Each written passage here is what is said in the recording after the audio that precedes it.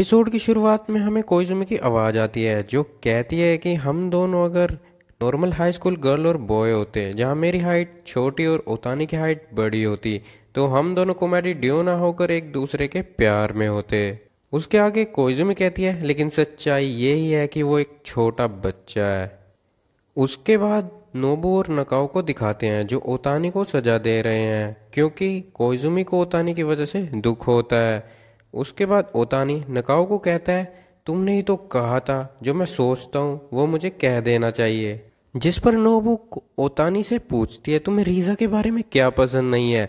ओतानी कहता है, मैंने तुम्हें पहले भी बताया था कि ऐसा कुछ भी नहीं है कि मैं उसे पसंद नहीं करता। कोइजुमी कहती है, तो कैसा है। उसके बाद ओतानी अपने हाथ में मूली का अचार लेता है और कहता है, जैसा कि मैंने तुम्हें कहा कि ये मूली का अचार अब क्रैब है, क्या तुम मेरी इस बात को सच मान लोगे।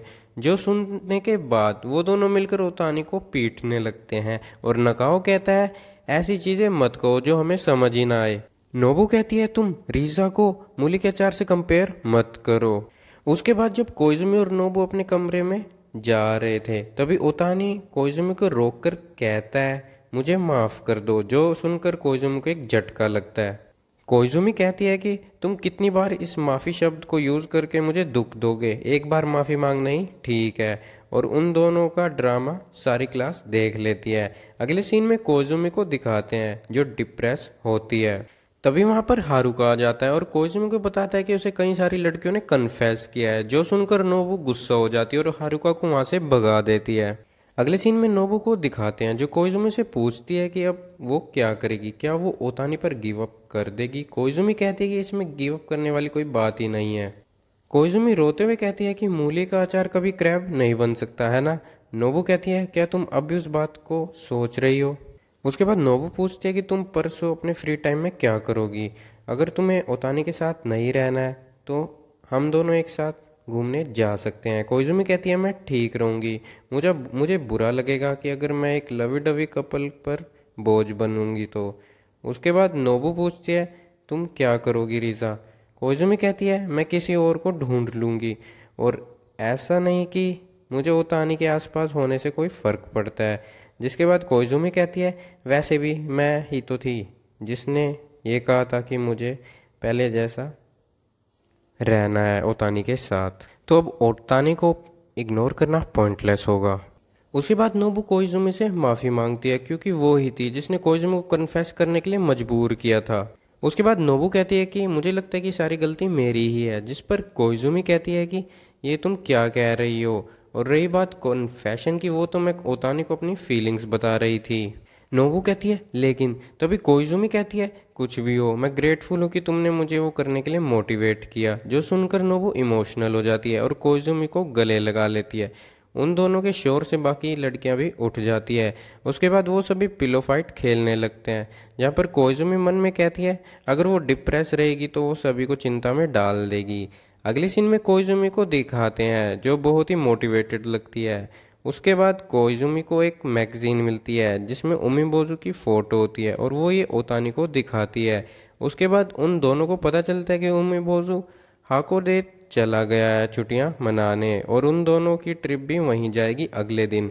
उसके बाद नकाओ और नोबू को दिखाते हैं जो उन दोनों को एक साथ देखकर कह दे कि अब उनको उन दोनों की चिंता करने की ज़रूरत नहीं है। अगले सीन में कोइजुमी और ओतानी को घूमते फिरते दिखाते हैं जहाँ पर कोइजुमी मन में कहती है कि वो अभी भी ओतानी को पसंद करती है।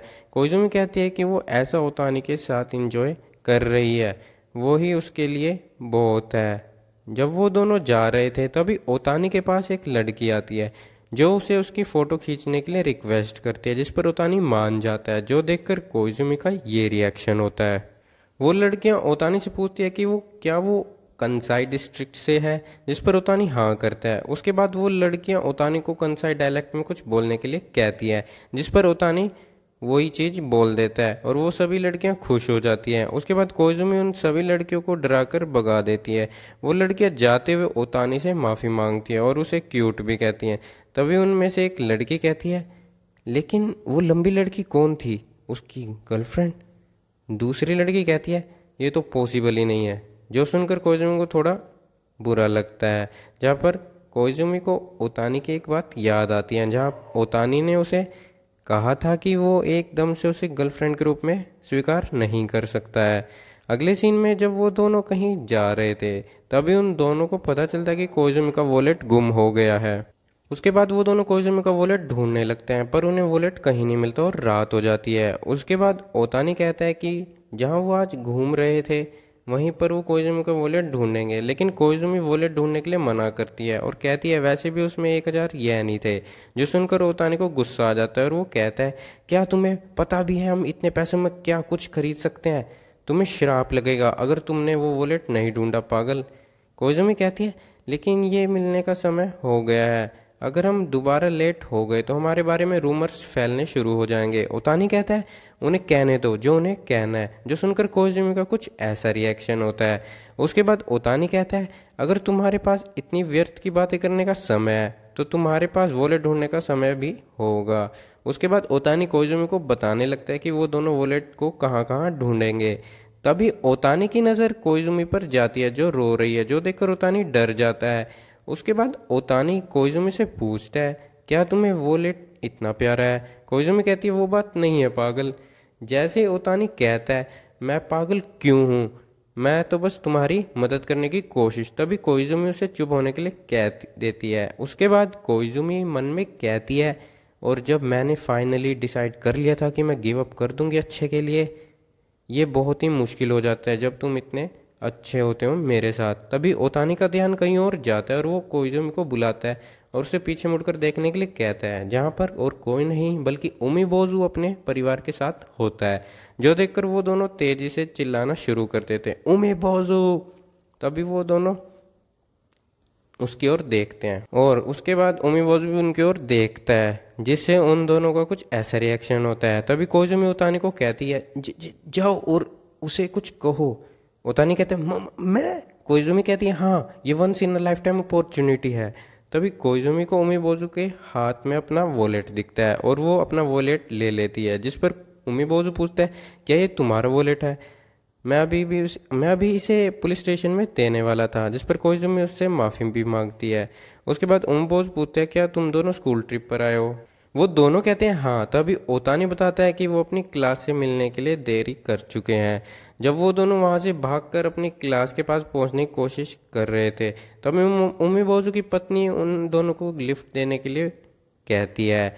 जब उन दोनों को पता चलता है कि वो उमिबोजू की पत्नी और बच्चा है, तो उनका ये रिएक्शन होता है क्योंकि उन्हें नहीं पता था कि उमिबोजू मैरिड है।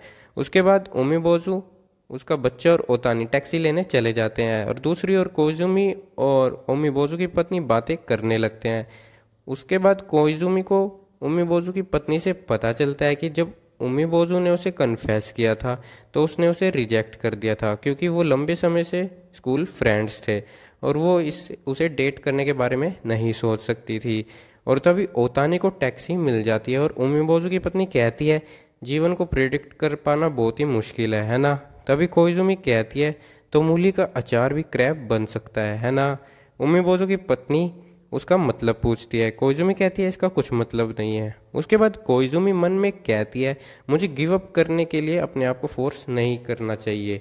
उसके बाद उन दोनों को दिखाते हैं जो अपनी क्लास से मिल जाते हैं और जहाँ पर ओतानी कहता है मुझे उमिबोजू से मिलने को मिला, मैं बहुत ही खुश हूँ। तभी कोइजुमी ओतानी को कहती है कि प्रिटेंड करने वाली बात को भूल जाओ, मैं अभी भी तुम्हें पसंद करती हूँ। उसके बाद उन दोनों के बीच बहस हो जाती है और वो भी कॉमेडी वाली। और इसी के साथ ये एपिसोड यहीं पे ख़त्म हो जाता है। अब मिलेंगे अगली वीडियो में, तब तक के लिए बाय बाय।